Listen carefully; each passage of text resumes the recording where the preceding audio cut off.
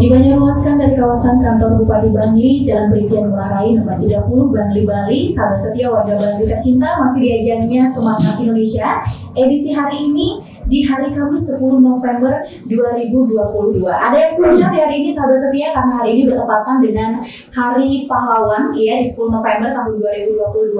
Jadi hari ini tugas kita adalah menjadi the next pahlawan. Jadi pahlawan hari ini itu bertugas untuk ikhlas ya dalam bekerja dan mengabdi untuk negeri, serta yang paling penting adalah bermanfaat untuk sesama. Dan seperti biasa di hari Kamis pagi ini ya Intan akan memberikan insight baru kepada sahabat setia RPKB melalui narasumber spesial yang sudah berkenan hadir di tengah-tengah ruang dengar sahabat setia RPKB. Seperti biasa kalau sudah hari Kamis ya, maka kita akan mendukung program dari pemerintah Kabupaten Bangli, yaitu terkait dengan upaya percepatan penurunan stunting. Ya, pagi hari ini sudah hadir di tengah-tengah ruang dengar sahabat setia narasumber spesial dari Kementerian Agama Kabupaten Bangli dan penyuluh KB Kabupaten Bangli. Di tengah-tengah ruang dengar sahabat setia akan berinteraktif terkait dengan topik pendampingan, konseling, dan pemeriksaan kesehatan pranikah sebagai upaya pencegahan stunting dari hulu kepada calon pengantin. Sudah hadir pagi hari ini Bapak Wayan Sudarma di tengah-tengah ruang dengar sahabat setia ya. Om Swastiastu, selamat pagi Pak Wayan Sudarma. Om Swastiastu, selamat pagi. Ya, bagaimana kabarnya hari ini? Alhamdulillah sehat. Alhamdulillah sehat. Sudah siap memberikan materi kepada sahabat setia FPKB pagi hari ini ya? Oh iya pasti. Ya, dan pagi hari ini juga sudah ada Pak Wayan Karyase yang mendampingi Pak Wayan Sudarma ya. Pak Wayan Karyase dari penyuluh KB Kabupaten Bangli. Selamat pagi. Selamat pagi Arinta. Ya, semoga tidak bosan bertemu dengan kita. Jadi kerja juga sampai sekian kita nanti bertemu kembali bersama kami penyuluh KB Bangli. Iya. Jadi nanti sendiri ya Karyase. Mudah-mudahan pemirsa tidak bosan ya dengan semua ini. Mungkin tiap minggu, tiap hari Kamis, ya yang terdengar suaranya Pak Wayan Karyase gitu ya. Ya, tapi tidak bosan-bosan karena memang topik bahasnya selalu menarik untuk disimak begitu, karena kita selalu mendapatkan ilmu baru begitu, sangat mengedukasi dari penyuluh KB Kabupaten Bangli ini. Dan pagi hari ini spesial sekali karena kita akan bahas kursus calon pengantin atau suscatin dalam perspektif agama Hindu begitu ya. Luar biasa sekali sudah hadir di tengah-tengah ruang dengar sahabat setia dua narasumber spesial yang akan berinteraktif ya di pagi hari ini sampai dengan pukul 10 waktu RPKB FM. Masih akan bersama Intan sahabat setia di pagi hari ini. Nah, sebelum kita masuk mengenai kursus calon pengantin secara lebih mengkhusus, mungkin sahabat setia ada yang bertanya-tanya, ini kan upayanya upaya penurunan percepatan penurunan stunting, tapi kenapa yang diundang adalah Kementerian Agama? Nah, yang mungkin yang bisa dijawab dulu ya kepada Pak Wayan Karyase dan Pak Wayan Sudarma, mungkin kenapa sih BKKBN ini menjalin sinergitas dengan Kementerian Agama? Sebenarnya apa sih peranan penting dari Kementerian Agama dalam upaya percepatan penurunan stunting? Baik ya, saya dulu. Jadi setiap kita dibagi yang berhadir bagi hari ini. Jadi kita bisa bersama ya, dan sering disampaikan bahwa stunting itulah gagal tumbuh akibat kebutuhan psikologis dan juga infeksi obat tulang begitu sejak 1000 tahun kehidupan. Sehingga kenapa sinergitas kami di KBN dengan khususnya Kementerian Agama itu menjadi penting dalam pencegahan stunting. Yang pertama itulah pencegahan stunting itu dimulai sebenarnya di 1000 hari pertama kehidupan, bahkan dimulai sebelum terjadinya konsepsi. Dan bagaimana mempersiapkan kehamilan, pernikahan. Jadi dimulai bagaimana pengantin menjadi calon pengantin dulu. Nah, berkaitan dengan itu, sehingga ketika bicara yang namanya calon pengantin, di situ ada keterlibatan Kementerian Agama. Iya. Karena ada sosialisasi maupun khusus untuk calon pengantin. Sehingga dengan adanya tokoh-tokoh agama dari Kementerian Agama ataupun tokoh-tokohnya yang lain di situ ikut berperan serta mensosialisasikan bahwa pencegahan stunting itu semuanya dari hulu, ya itu akan lebih mempermudah, ya, memperlancar ataupun mungkin istilahnya mempercepat proses pencegahannya, sehingga pencegahannya itu bisa lebih lebih terarah gitu. Iya. Mulai dari memang remajanya sendiri ataupun calon pengantinnya sendiri. Jadi demikian pentingnya. Jadi Nah, perlu iya, sinergitas. betul. Dan bukan Kementerian Agama saja, kami juga bersinergi dengan Kementerian Kesehatan, dengan Kementerian PU, sosial, karena ketika bicara stunting itu penyebabnya itu banyak, multidimensi. Iya. Ada yang dari pola asuhnya, ada memang kekurangan asupan gizinya, kemudian bagaimana pola hidup bersih dan sehatnya, Iya. bagaimana juga lingkungannya di situ, penataan lingkungannya, termasuk juga bagaimana merencanakan kehamilannya dan pernikahannya. Jadi memang harus bersinergi, tidak bisa pencegahan penanggulangan stunting itu dilakukan sendiri. Iya, Jadi iya. memang harus bersinergi dengan stakeholder yang ada. Jadi Jadi upaya penurunan stunting itu merupakan satu kesatuan Betul. begitu yang harus dilaksanakan oleh seluruh stakeholder Betul. di masyarakat begitu ya, tidak hanya oleh BKKBN saja, penyuluh KB saja, tapi ada banyak ternyata aspek-aspek lain yang perlu diperhatikan dalam upaya percepatan penurunan stunting. Nah, sekarang Intan ke Pak Wayan Sudarmani. Kalau dari perspektif agama Hindu, pernikahan itu sebetulnya apa sih? Perkawinan itu apa? Dan tujuan dari perkawinan menurut agama Hindu itu seperti apa sih Pak Wayan Sudarmani? Mungkin bisa dijelaskan. Matur suwun sama Bu Intan dan pendengar setia RPKB Mbak Andri. Kita tentu ingin sharing pada hari ini, kita dalam rangka untuk menggurui ya, kita sharing. Jadi kalau dalam perspektif agama Hindu, itu tentu perkawinan berbeda dengan pernikahan. Di agama Islam tentu pernikahan kita menganggap Islam perkawinan atau wiwaha samskara. Kalau kita merujuk salah satu teks dari Manawdharma Sastra terkait dengan agama, maka paling tidak perkawinan itu fungsinya ada 3. Yang pertama disebut dengan Dharma Sambati. Dharma Sambati adalah mereka yang nanti melakukan perkawinan memiliki kewajiban untuk melaksanakan dharma sesuai dengan swadharmanya di tengah masyarakat. Makanya ketika orang selesai perkawinan pasti dia masuk adat, makram, karena dia harus melakukan kewajiban. Kemudian yang kedua ada namanya praja. Praja ini dalam rangka untuk melangsungkan regenerasi. Jadi salah satunya ya tentu agar ada keturunan. Dan saya kira semua perkawinan agama justru ini yang kemudian menjadi persoalan, memiliki keturunan. Jadi kalau nggak memiliki keturunan, nikah lagi gitu misalnya. Tapi keturunan menjadi sangat penting. Kemudian yang ketiga ada namanya rati. Rati artinya orang yang melakukan perkawinan secara agama, khususnya secara agama ini berarti dia diberikan legalitas formal untuk dapat melakukan hubungan seksual. Karena tanpa perkawinan hubungan seksual itu menjadi ilegal di Indonesia.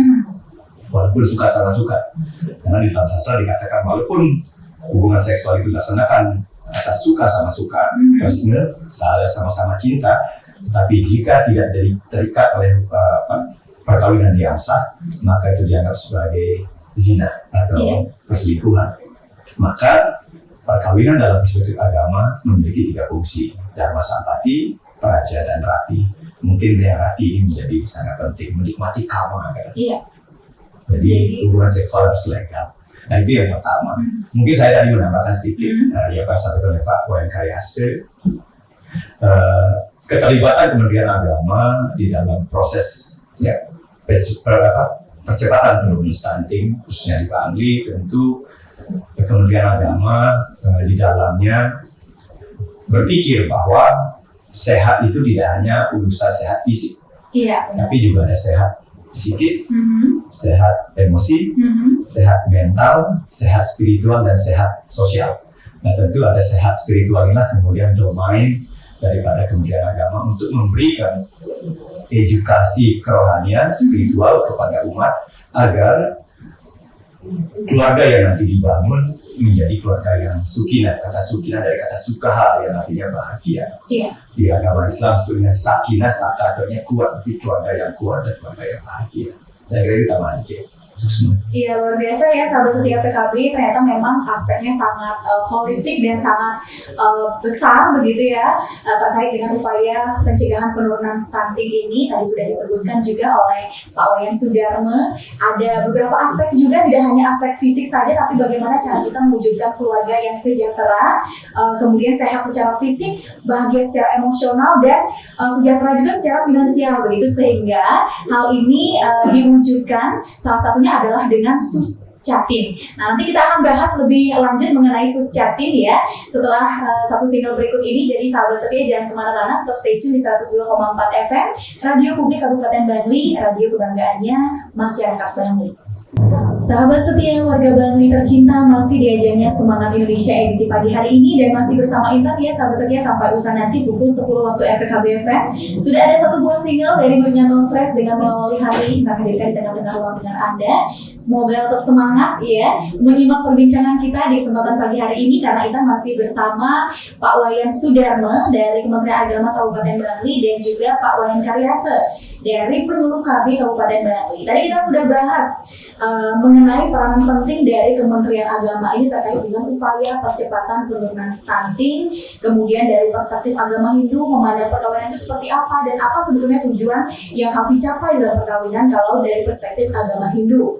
Dan untuk saat ini kita akan masuk mulai ke SUS Jatim ya, materi pokok kita pada pagi hari ini. Dari Pak Wayan Karyase dulu deh. Menurut Pak Wayan Karyase, seberapa penting sih pembinaan calon pengantin itu? Jadi baik ya, jadi seberapa penting sih pembinaan terhadap jatim dan itu sangat penting. Iya. Ya, apalagi kalau konteksnya namanya percepatan stunting. Karena itu yang saya sampaikan di awal bahwa stunting itu terjadi ataupun dimulai dari sebelum terjadi konsepsi, di mana ketika seorang remaja ini yang kurang gizi atau kurang anemia, kemudian ketika nanti dia menjadi seorang ibu, tentunya juga dia akan menjadi seorang ibu yang kurang gizi dan anemia. Apalagi kemudian dia hidup di lingkungan yang memang dengan sanitasi yang kurang memadai, sehingga juga dia akan melahirkan keturunan yang kurang gizi dan anemia. Ya, jadi begitu seorang ibu yang kurang gizi ataupun anemia, dia akan melahirkan keturunan yang sama, dan dia juga akan melahirkan cucu yang sama. Apalagi ketika anak yang dilahirkan itu adalah perempuan. Jadi ketika anak seorang ibu yang kurang gizi, dia akan melahirkan anak perempuan yang kurang gizi. Kemudian yang anak perempuan yang kurang gizi ini remaja dan menikah nanti, dia juga akan melahirkan anak yang kurang gizi juga. Demikian siklus seterusnya.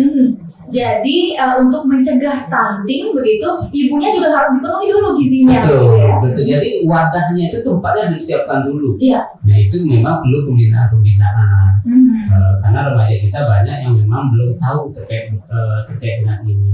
Karena terkadang persiapan menikah itu yang besar kan, misalnya persiapan untuk pre-wedding begitu. Padahal ada sesuatu yang sederhana yang tidak dilakukan, padahal itu berbuntut panjang, akan memiliki risiko panjang terhadap kehidupannya. Salah satunya adalah memeriksakan diri ke fasilitas kesehatan. Bahkan itu tidak payah bagi dia, sehingga dan itu yang tidak dilakukan sesuatu yang sederhana kelihatannya sepele, tapi memiliki dampak bagi kehidupan selanjutnya, memiliki dampak bagi keturunan selanjutnya. Apalagi ketika tidak disampaikan dalam sesi pertama, maaf saya bukan ahli situ. Apalagi kita tahu bahwa di Bali kita pahami, kita yakini bahwa yang akan menjadi keturunan kita, anak kita itulah leluhur kan begitu. Saatnya leluhur ketika tahu bahwa leluhurnya akan turun, itu tempatnya disiapkan dulu, gitu ya. Tempatnya yang baik dulu, yang bagus dulu kan begitu. Nah, dalam kegiatan SUS Jatim ini mungkin bagaimana kita mempersiapkan tempat yang baik, yang suci begitu sudah agamanya, mungkin untuk bagaimana keturunan yang dihasilkan nanti, anak yang dihasilkan nanti menjadi SDM yang memang berkualitas, yang memang produktif, aktif dan sehat gitu. Iya. Yang sampai sakit-sakitan SDM yang dilahirkan, dan sehingga SDM berhukumnya menjadi sakit-sakitan. Kan begitu ya? Iya.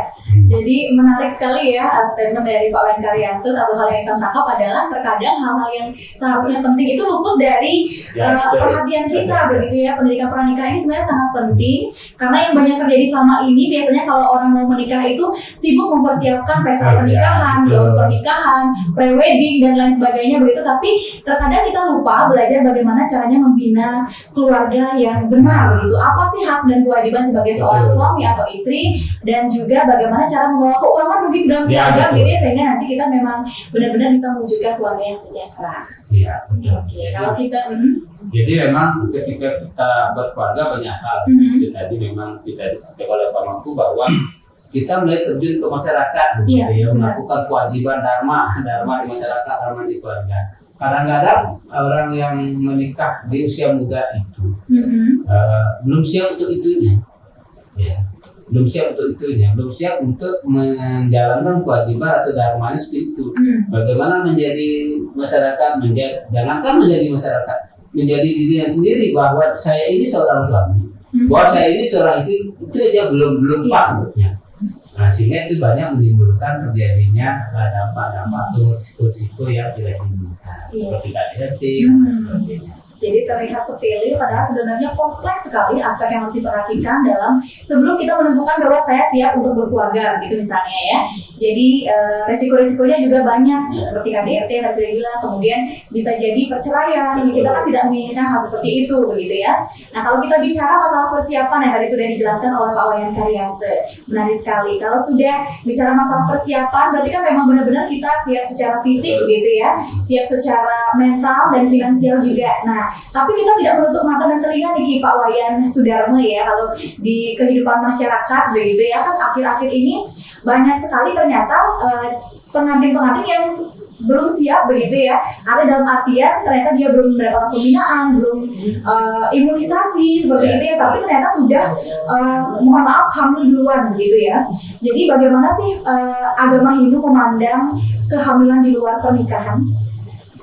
Memiliki pertanyaan yang sangat menarik dan tentu akan bisa menjadi kontraproduktif ya. Mengapa demikian? Nanti kalau saya sampaikan secara ideal sastra tentu dianggap tidak populis gitu ya. Karena fakta terjadi di lapangan ampule banget nih dari mantin kan, iya dan beli dan jual. Jangan sampai menikah seperti beli kucing dalam karung. Tetapi saya kira pandangan itu bukan pandangan kebenaran, itu adalah pandangan keliru. Mengapa demikian? Karena seperti apa yang disampaikan oleh Pak Wayan tadi, harapan yang dicapai oleh sebuah keluarga yang baru terbentuk adalah lahirnya anak-anak yang sehat. Dalam bahasa agama disebut dengan anak-anak yang subudra. Subudra, jadi anak-anak yang terbaik, kualitas gennya terbaik, kualitas kesehatannya terbaik, kualitas spirit yang terbaik, kan begitu kalau kita berbicara agama. Dan tidak mungkin sebuah keluarga menginginkan anaknya yang lahir anak yang kupudra, anak yang cacat mental, cacat psikis, cacat fisik, apalagi kecacatan dalam genitas. Karena ini berkaitan dengan banyak faktor. Nah, karena harapan perkawinan melahirkan anak yang subudra, maka kesucian seseorang tentu menjadi hal yang tidak boleh dihindarkan. Tadi Pak Wayan berbicara secara fisik. Tubuh manusia dalam perspektif agama itu terbagi menjadi 3. Ada namanya stula sarira, tadi disampaikan oleh Pak Wayan, harus sehat. Ada sukma sarira, badan halus kita, dan ada antahkarana sarira. Tentu peranan agama di sini adalah bagaimana kemudian menyiapkan seseorang yang akan menikah dari aspek psikis, emosi, mental, dan spirit. Itu domainnya ada di suksma sarira, di lapisan badan kita yang kedua. Dan di sana ada sanyang kamu ini.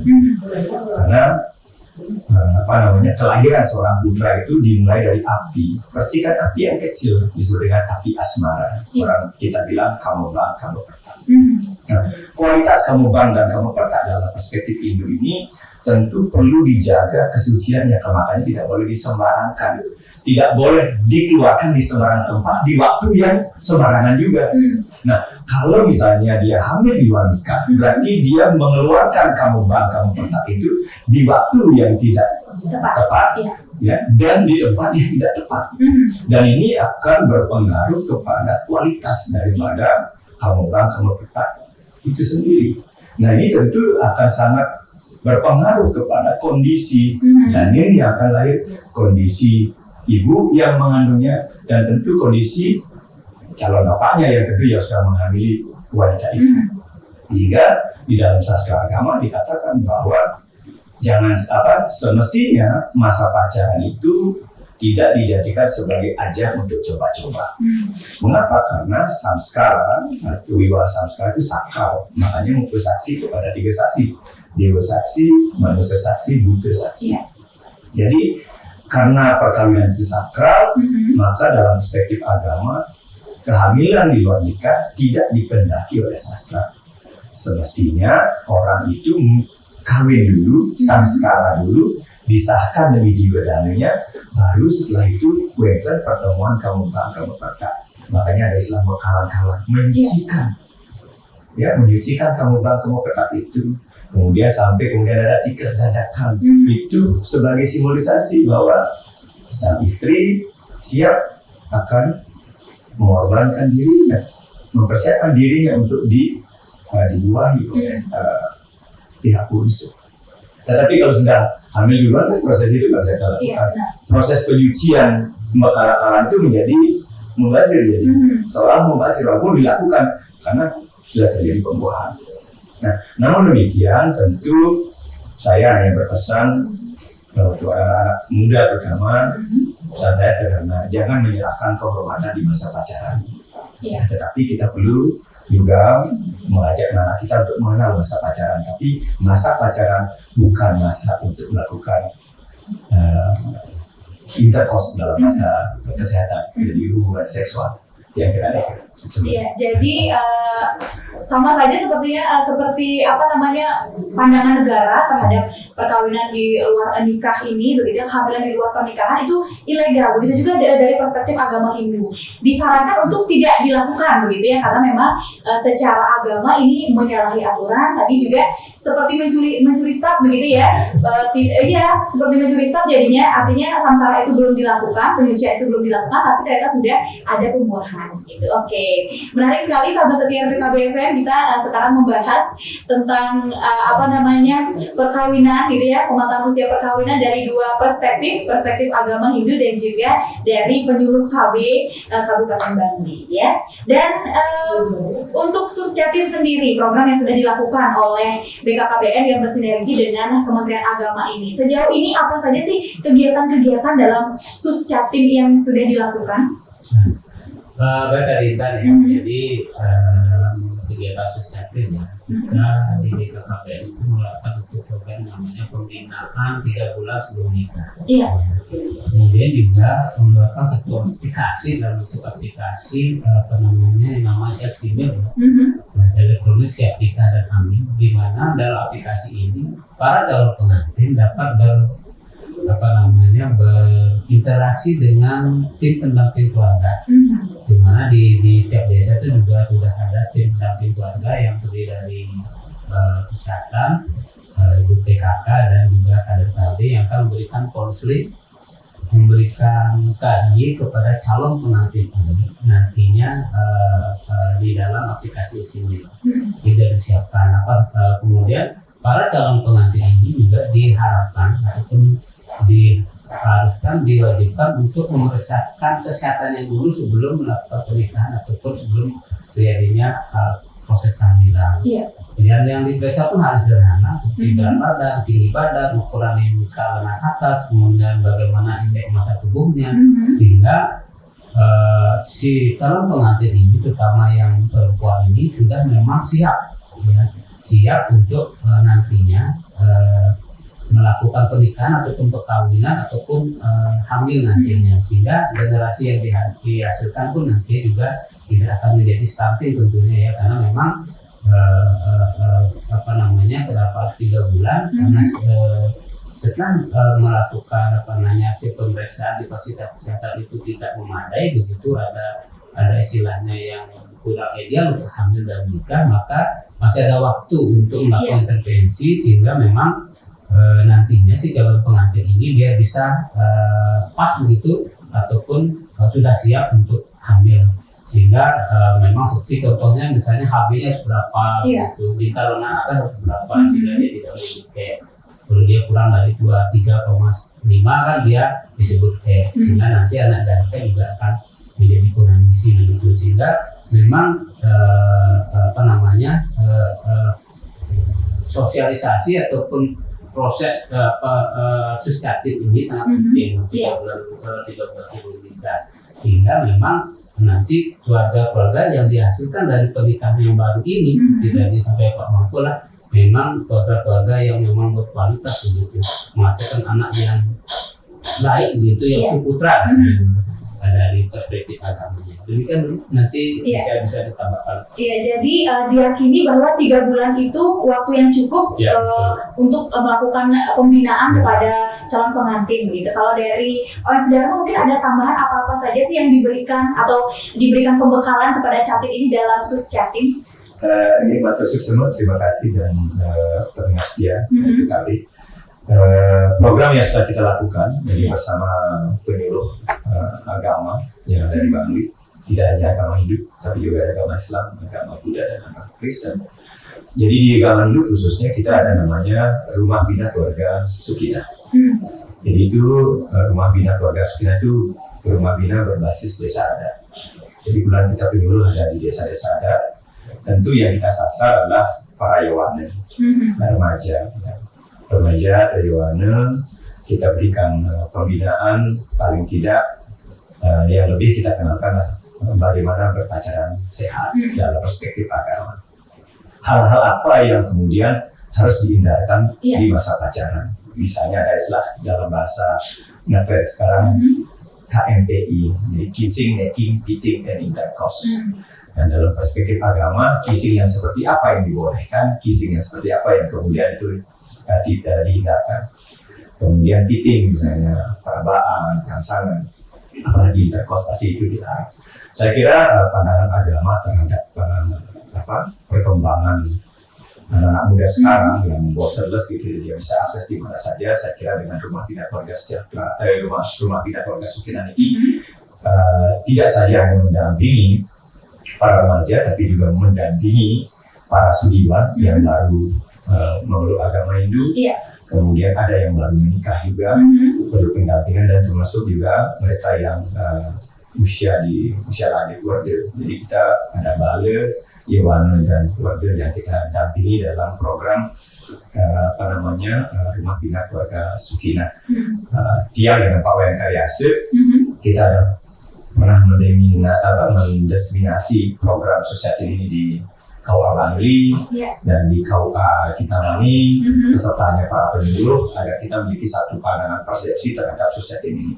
Mengapa demikian? Karena setahu saya bahwa perkawinan ini kan tidak hanya urusan kesehatan, tapi juga urusan banyak hal. Apalagi di Bali tidak hanya agama, tapi juga adat, gitu ya. Maka mungkin kedepannya perlu ada inisiasi juga dari pemerintah daerah Bangli untuk menggabungkan kami stakeholder yang ada untuk berbicara bersama-sama, sehingga kasus stunting yang ada di Bali lebih progresif kita bisa wujudkan, misalnya melibatkan tidak saja penyuluh KB, penyuluh agama, tapi juga melibatkan parisade, melibatkan majelis adat karena perkebunan ada di sana. Kemudian dalam perspektif Hindu, ya misalnya kita tahu bahwa remaja ini kan hanya baru salah satu segmen perkembangan evolusi kemanusiaan, di mana adalah kita mulai dari baru lahir, menjadi balita, anak-anak, remaja, kemudian dewasa. Nah, tentu yang paling rentan adalah di level remaja dan dari level remaja menuju dewasa. Makanya di Bali upacara potong gigi Balik adalah merupakan sebagai sebuah momentum bahwa ketika orang sudah upacara mempandas, berarti dia sudah perubahan status dari remaja menuju dewasa, kan begitu. Nah, ketika dia sudah melakukan upacara itu berarti orang dewasa. Jadi orang yang sudah bisa bertindak dan akan mempertanggungjawabkan tindakannya. Nah, biasanya yang rentan ini adalah di Yawan, di remaja, ingin coba-coba, ingin punya eksistensi, dan merasa dirinya siap, merasa oke. Padahal mungkin secara kesehatan dia belum siap, secara fisik belum siap, secara emosi juga belum siap. Makanya program pendampingan dari Kementerian Agama lebih banyak menyasar para Yawan untuk mempersiapkan generasi-generasi yang lebih kuat dalam artian yang holistik, sehingga nanti ketika dia memasuki fase grehastha ke masa berumah tangga, dia memiliki kesiapan bahasa agamanya sekali dan sekali jadinya kan itu kira-kira itu. Nah, kemudian dalam pelaksanaan dari pendampingan pranikah bagi Catin ini, apakah ada kendala-kendala yang biasanya dihadapi begitu ya di lapangan, dan sejauh mana sih respon masyarakat terkait dengan adanya program SUS Catin ini? Mungkin dari Pak Wan Kreasi dulu. Baik Intan ya. Jadi bicara kendala ya betul ada ini. Jadi ketika bicara pendampingan 3 bulan sebelum menikah bisa dibagi itu memang kendalanya banyak sekali. Jarang sekali orang mau mendaftarkan diri sebelum 3 bulan sebelum menikah. Dan ini masih kalau di kita tuh mungkin cara atau apa ya, ini masih mungkin tabu ya begitu istilahnya ya untuk mendaftarkan diri. Takutnya nanti gagal nikah ketika daftar gitu ya. Gitu ya. Sehingga nanti nikahnya batal gitu. Sehingga jarang sekali saya lihat bahwa ada pasangan calon pengantin yang mendaftarkan dirinya 3 bulan sebelum nikah. Dan kebanyakan yang daftar itu sudah hamil gitu ya. Nah, jadi kalau yang daftar sudah hamil kan jadi pembinaannya mulai dari mana? Nah, karena pembinaan harusnya pembinaan ibu hamil, ya kan? Harus berapa kali periksa kepada kesehatan begitu jadinya. Nah, ini yang belum mendapatkan edukasi yang luar biasa mungkin dari tokoh-tokoh masyarakat, dari komponen masyarakat semua, bahwa sangat penting sekali pembinaan calon pengantin 3 bulan sudah menikah. Karena pernikahan itu memang harus dipersiapkan, perkawinan itu memang betul-betul dipersiapkan. Ya, jadi tidak ujuk-ujuk ada nikah gitu, begitu. Sehingga ketika sesuatu yang ujuk-ujuk itu kan melahirkan sesuatu yang ujuk-ujuk juga nantinya, akan berakibat sesuatu yang mungkin ya kurang pas lah, kurang pas dalam apapun. Apalagi sampaikan tadi ketika bicara sekarang adalah idealnya menurut aturan agama dan sebagainya, itu memang sesuatu yang kurang populis mungkin ya, sehingga memang akan menjadi kontroversial di masyarakat begitu. Karena trennya emang sekarang adalah ya agar tidak seperti tadi kata Pak Mangku, biar tidak beli kucing dalam karung. Bagaimana nanti kalau tidak hamil gitu ya. Makanya dari pembinaan remaja bahkan sampai pembinaan calon pengantin itu ada namanya satu program adalah kegiatan pembinaan sosialisasi tentang kesehatan reproduksi remaja. Jadi itu sangat penting. Ketika alat atau organ reproduksinya sehat, jadi kemungkinan hamil itu pasti ada, ya kan? Jadi itu yang perlu diedukasikan kepada remaja-remaja kita, kepada calon-calon pengantin kita, sehingga alat reproduksinya itu dia sehat dulu nih. Berarti tidak digunakan sembarangan begitu seperti tadi ya. Karena bagaimana kita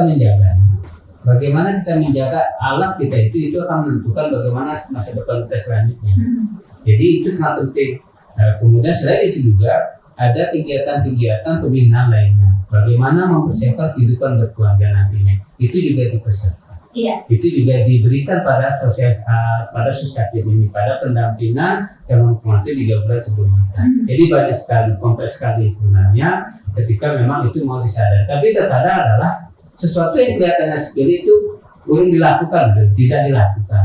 Padahal itu akan berdampak juga. Nah, yang gitu kan itu kan ada masyarakat tuh membuye ya ketika karena emang membiasakan sesuatu yang baik itu luar biasa sekali tantangannya. Tapi ketika biasa sesuatu yang kurang baik, ya itu mudah sekali gitu. Jadi karena mudah sekali untuk diikuti, apalagi remaja yang masa rentang-rentangnya, masa labil-labilnya, sehingga sesuatu yang kurang baik itu pasti akan diikuti. Ya, jadi memang pembina itu mulailah dari keluarga. Iya. Karena apapun hebatnya satu program pemerintah untuk mencerdaskan kehidupan bangsa begitu ya istilahnya, tetapi ketika di keluarganya tidak memberikan dukungan yang baik, ya itu tidak akan terjadi. Iya. Tidak akan terjadi. Nanti pembahasan kita sebelumnya, bagaimana kita membina kalangan atas berbeda itu kan menentukan bagaimana kehidupan berikutnya. Jadi, Iya, luar biasa sekali. Kalau dari Pak Sudarmo sendiri terkait dengan kendala yang biasanya dihadapi terkait dengan program Suscatin ini di masyarakat, bagaimana Pak Sudarmo? Kalau kendala utamanya adalah saat ini seperti Pak Wayan tadi bilang, pembinaan remaja, apalagi berbicara tentang kesehatan reproduksi itu memang peminatnya kecil. Iya. Itulah sebabnya kemudian kita di Kementerian Agama mencoba untuk membuat formulasi bahwa kita memperkenalkan acara sehat itu kayak apa, kemudian seperti itu. Kemudian yang kendala yang utama, saya mengamati sudah itu saya berada di luar Bali ya, di mana program Kespro kesehatan reproduksi dan Suscatin ini sudah menjadi salah satu persyaratan pemerintah dalam rangka menerbitkan keperkawinan oleh Dinas Catatan Sipil. Jadi selain kelengkapan administratif N1 sampai 5 oleh calon pengantin, mereka juga harus melampirkan surat keterangan sehat dari Dinas Kesehatan terkait dengan Kespro, dan mereka sudah melampirkan sudah pernah mengikuti kursus calon pengantin dari lembaga agama. Iya. Dan saya kira ini perlu juga karena kalau terus terang saja kalau kami di penyuluh ya kita bekerja maksimal, tetapi kemudian kalau ada kebijakan yang dibuat oleh negara dan pemerintah dalam hal ini, bahwa ya saya kira itu menjadi sangat penting bahwa untuk menerbitkan akte perkawinan orang harus mengikuti ini loh, harus ada Kespro-nya, harus ada Suscatin-nya. Kalau kemudian kita mau melahirkan generasi yang subudra, kalau kita memang sungguh-sungguh ingin menurunkan kasus stunting yang ada di Bali, maka saya kira kebijakan yang tanda petik mungkin nggak populis, tapi itu akan memberikan dampak yang luar biasa 5, 10, 15 tahun yang akan datang, sehingga golden generation bisa kita dapatkan. Nah, karena tantangannya yang terbesar adalah seperti ini, jadi menganggap bahwa Suscatin ini dianggap ya menghambat kenikmatan seseorang, ya menghambat, bahkan bisa jangan-jangan gara-gara Suscatin, gara-gara Kespro, ngelak penyakit ini itu hubungan dengan bisa jadi seperti itu. Padahal kita tahu bahwa pemeriksaan kesehatan tidak dalam rangka untuk membatalkan perkawinan, tapi untuk mencegah kelahiran anak yang tidak sehat. Iya. Itu poinnya. Kemudian Suscatin dalam rangka agar mereka memiliki kesiapan yang holistik terhadap rumah tangga yang akan dibangunnya, bukan dalam rangka untuk mempersulit mereka kawin gitu. ini jadi penting, jadi sehingga mungkin mudah-mudahan ada provoker desa yang mendengar siaran ini bahwa Suscatin yang kita berikan di masyarakat bukan dalam rangka untuk menghambat orang mau melakukan acara perkawinan, tapi dalam rangka untuk membantu pasangan ini memiliki kesiapan secara holistik ketika dia harus nanti memasuki kreasi sehingga bisa lakukan fungsinya Dharma Sampati, Praja, dan Rati itu yang kita lihat. Iya, jadi menarik sekali ya. Setidaknya kita bagaimana cara memastikan bahwasanya seseorang yang akan berumah tangga itu memang benar-benar siap, baik secara fisik ataupun secara mental, begitu ya. Salah satunya adalah dengan memberikan pembekalan. Ini tuh merupakan hal yang penting untuk dilakukan. Tapi terkadang memang di masyarakat masih luput akan perhatian, begitu ya. Jadi kembali lagi ke pendekatan harus digencarkan kembali, dan juga bagaimana cara kita untuk memberikan edukasi dan sosialisasi agar masyarakat ini bisa aware dan ternyata memang benar-benar menyadari pentingnya persiapan pranikah ini, begitu ya. Menarik sekali perbincangan kita pada pagi hari ini, dan sampai tidak terasa waktu sudah hampir habis, begitu ya. Terakhir sebelum kita tutup perbincangan kita pada pagi hari ini, mungkin ada yang mau disampaikan terutama untuk remaja-remaja calon pengantin atau pasangan yang pranikah, begitu ya Pak Wayan Karyase, pesan untuk catin-catin yang ada di Bangli, silakan disampaikan. Baik ya, jadi pesannya saya singkat dan sederhana. Jadi menikahlah pada saat siap. Iya. Siap apa? Siap fisik, siap mental, siap sehat, kemudian siap emosi. Jadi ketika kita emang sudah siap melakukan pernikahan, tentunya nanti sesuai dengan tujuan pernikahan mewujudkan keluarga yang sakinah, begitu tujuan keluarga yang sehat sejahtera itu akan bisa terwujud. Iya. Ya. Kalau dari Pak Wayan Sudarma silakan disampaikan. Saya kira pesan saya sederhana, ya. Tidak ada satu manusia pun di dunia ini yang tidak memiliki kama, Iya. atau keinginan atau nafsu. Tetapi banyak orang juga jatuh karena kama, karena tidak mampu mengendalikan nafsunya itu sendiri. Iya. Nah, karena kama ini menjadi sangat penting untuk melangsungkan kehidupan, maka kita harus bisa bersahabat, kemudian bisa merawat kama ini dengan sebaik-baiknya sehingga nantinya ia lahir di rumah tangga adalah anak-anak yang sehat. Nah, gaya hidup sehat adalah melakukan kebiasaan baik untuk menciptakan hidup yang sehat setiap hari dan menghindarkan kebiasaan buruk yang dapat mengganggu kesehatan kita secara keseluruhan. Saya kira itu. Iya, jadi dapat disimpulkan bahwasanya yang paling penting itu adalah menjadi siap sebelum melakukan sesuatu, begitu ya. Artinya tanyakan kepada diri sendiri apakah secara fisik kita sudah siap untuk mungkin nanti menjadi seorang ibu, begitu ya, untuk hamil, begitu. Kemudian apakah secara emosional kita sudah siap nanti untuk menjalani peran sebagai orang tua, dan secara finansial juga kita harus tanyakan kepada pekerjaan, mungkin penghasilan apakah benar-benar kita sudah siap untuk nantinya membiayai keluarga, gitu ya. Luar biasa sekali pembahasan kita di kesempatan pagi hari ini, dan terima kasih kepada Pak Wayan Sudarma dan Pak Wan Karyasa sudah berkenan hadir di studio siaran Kami FM. Semoga nanti di waktu berikutnya kita bisa berjumpa kembali dengan topik bahasan yang jauh lebih menarik lagi ya di ajangnya Semangat Indonesia, tentunya sahabat setia. Dan sekali lagi terima kasih buat semuanya yang sudah stay tune terus. Selamat Hari Pahlawan di pagi hari ini. Semoga apa yang kita diskusikan tadi bisa bermanfaat buat sahabat setia RPKB, terutama bagi para catin ya yang nanti akan melahirkan penerus bangsa, begitu ya. Sekali lagi selamat Hari Pahlawan, dan mari bersama-sama kita lanjutkan perjuangan pahlawan kita, tidak harus dengan pertumpahan darah, tapi dengan pikiran dan juga kreativitas, dan yang paling penting adalah bagaimana cara kita untuk bermanfaat bagi orang-orang di sekitar kita. Saya Intan yang bertugas pada pagi ini, mohon pamit undur dari ruang dengar Anda, dan masih dari kawasan kantor Bupati Bangli, Jalan Brigjen Ngurah Rai nomor 30 Bangli, Bali. Saya Intan yang bertugas pagi hari ini mengakhiri acara Semangat Indonesia dengan mengaturkan peran Santi. Om Santi, Santi, Santi, Santi.